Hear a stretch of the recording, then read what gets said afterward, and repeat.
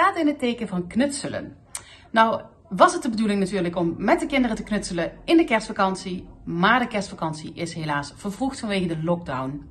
Nou, de spullen die we gebruiken, die heb je waarschijnlijk al in huis, waardoor je de deur niet meer uit hoeft en je dus coronaproof kunt gaan knutselen. Wat maken we vandaag? We beginnen met naamkaartjes voor Annie cadeau. Daarna maken we een vogelvoerhuisje voor buiten. En als laatste maken we servetringen. Wat hebben we nodig voor de naamkaartjes? We hebben nodig dik papier, een schaar om de kaartjes mee op maat te knippen, een perforator om een gaatje te maken waar dan een lint of een touw doorheen gaat. We hebben lijm nodig, zodat we de pinda's kunnen bevestigen. En als laatste 2 stiften in de kleuren rood en zwart.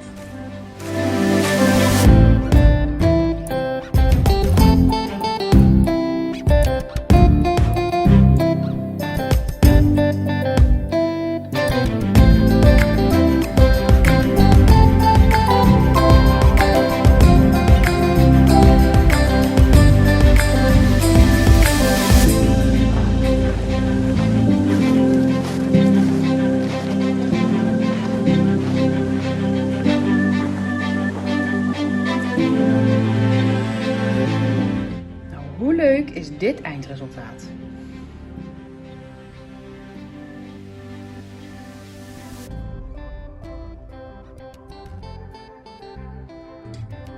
Het vogelvoerbakje krijgt de vorm van een uil. Wat hebben we daarvoor nodig? Een leeg pak drinken, verf. Ik neem acrylverf, die is waterproof.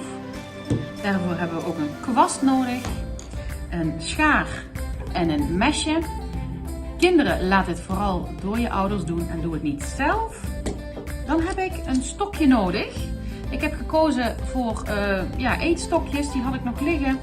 En die heb ik door midden gedaan. Het kan natuurlijk ook een ijsstokje zijn. Dan krijgt de uil oogjes. Daar heb ik voor gebruikt melkcups. Die heb ik natuurlijk even schoongemaakt. Deze zijn van plastic, maar ook ieder ander plastic voorwerp voldoet, omdat het waterproof is. Dan hebben wij vogelvoer, waar je ook nog de pinda's van zojuist van ons vorige knutselproject ziet zitten. En ik heb een touw om het voerbakje uiteindelijk mee te gaan bevestigen.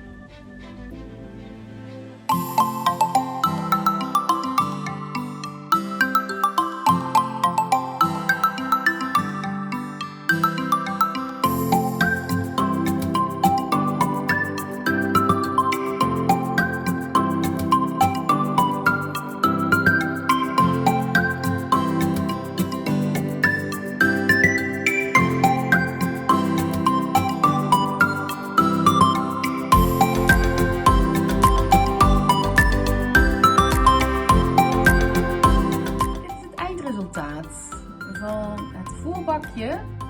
Er moet natuurlijk nog voer in, maar ja, je ziet hier in ieder geval wat de bedoeling is.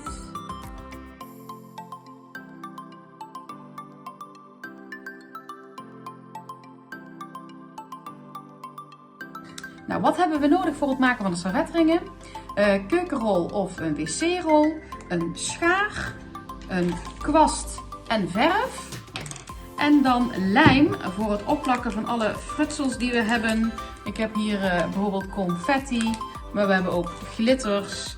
En hier een hele doos vol met allerlei andere dingetjes die we kunnen bevestigen.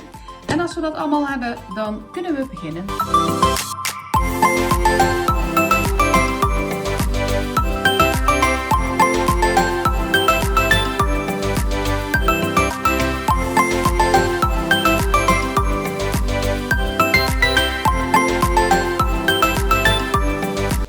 Dit was alweer mijn derde vlog.